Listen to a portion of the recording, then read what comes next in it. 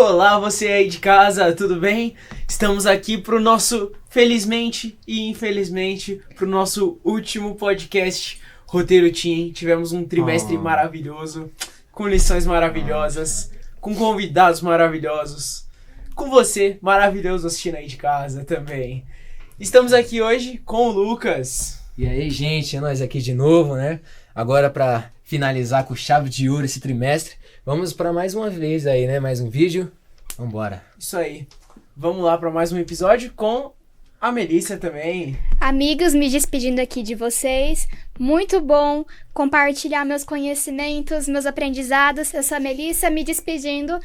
E um beijo pros meus amigos da Igreja Central de São Roque. E por fim aqui também com o Luca. Eu sou o Luca, muito obrigado, né, por ter tido essa oportunidade de participar aqui. Foi uma experiência muito boa, já tô me sentindo em casa já. E é isso, queria mandar um abraço aí pra minha igreja, Jardim Nordeste. Um beijo pra vocês. Por fim, me despeço de vocês também, eu, Thiago Luciano, da Freguesia do Ó. Mas antes da despedida, aqui vamos nós para a nossa última lição, certo? Vamos lá. Vamos lá, então.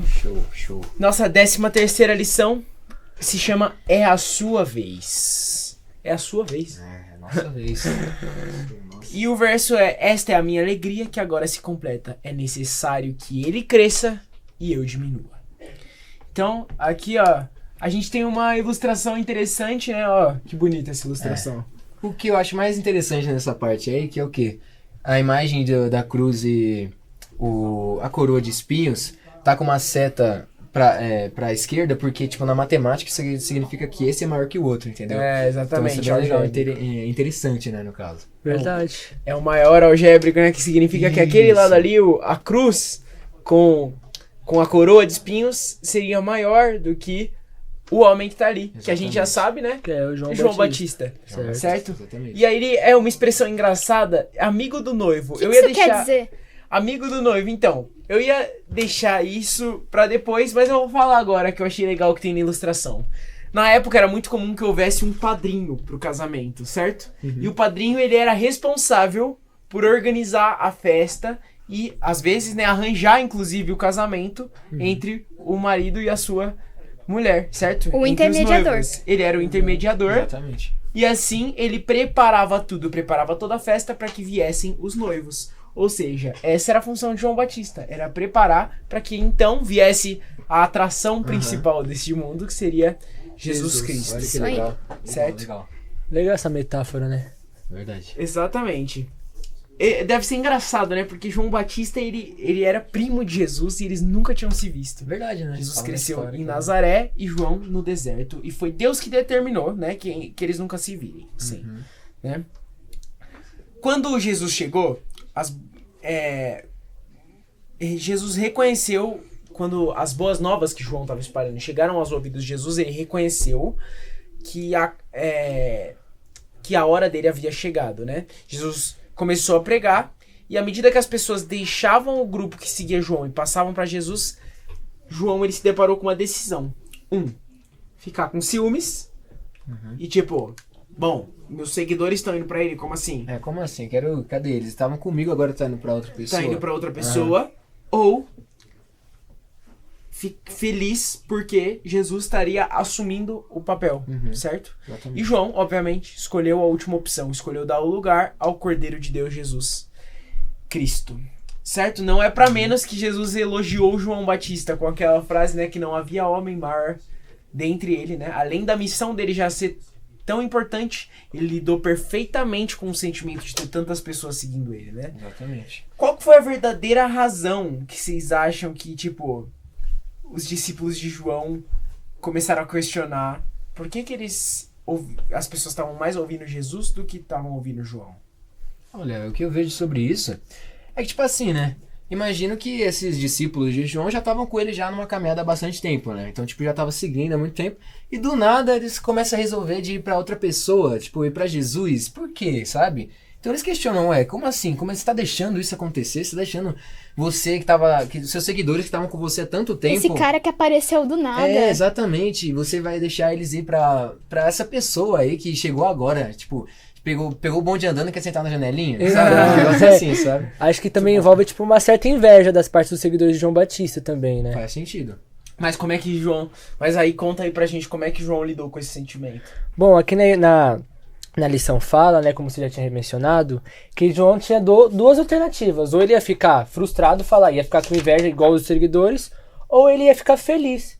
E ele, sabendo tudo, sabendo das profecias, das histórias, ele ficou muito feliz. E isso também prova sobre o caráter de João Batista, mostrando que ele é um bom homem. Exatamente. E também fala, né, e isso é um dos principais motivos que João Batista foi um dos maiores homens que já viveram na Terra. Exatamente. E assim como falava a expressão amigo do noivo, né, que fazia o arranjo, né, ele ficou satisfeito quando o acordo de casamento, entre aspas, né, que era a chegada de Jesus, chegava a um final feliz. João cumpriu o papel que foi designado de chamar Israel a aceitar seu Senhor e Mestre. Isso está escrito na parte de segunda-feira.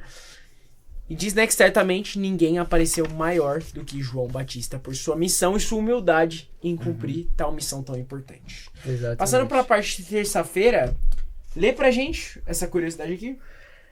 João reconhecia que seus esforços como mensageiro tinham sido bem-sucedidos porque foram abençoados por Deus. O sucesso nos esforços de Jesus também vinha do céu.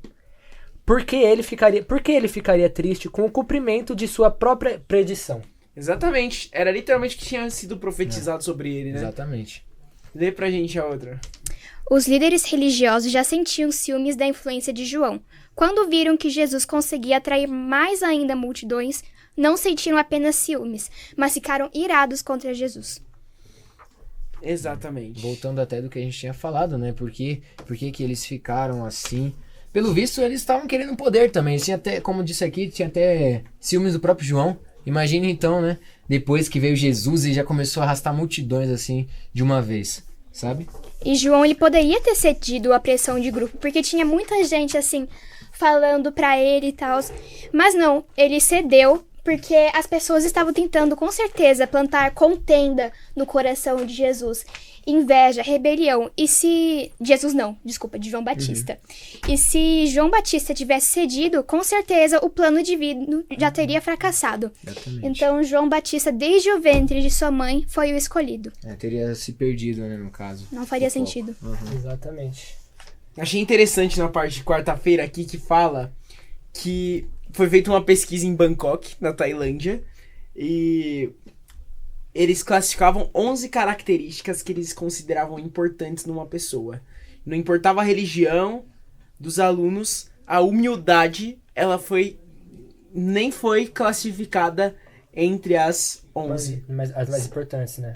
Apenas 10 pessoas colocaram como a principal. Isso representava apenas 0,032% dos entrevistados. Porque o mundo, em geral, não prega mais humildade, né? Isso aqui já é um valor que é praticamente muito raro encontrar nas pessoas. E isso é triste. É a luta de poder, né? Agora que tá no mundo. Exatamente. Já saiu, então, a humildade. Foi Mas ofuscada.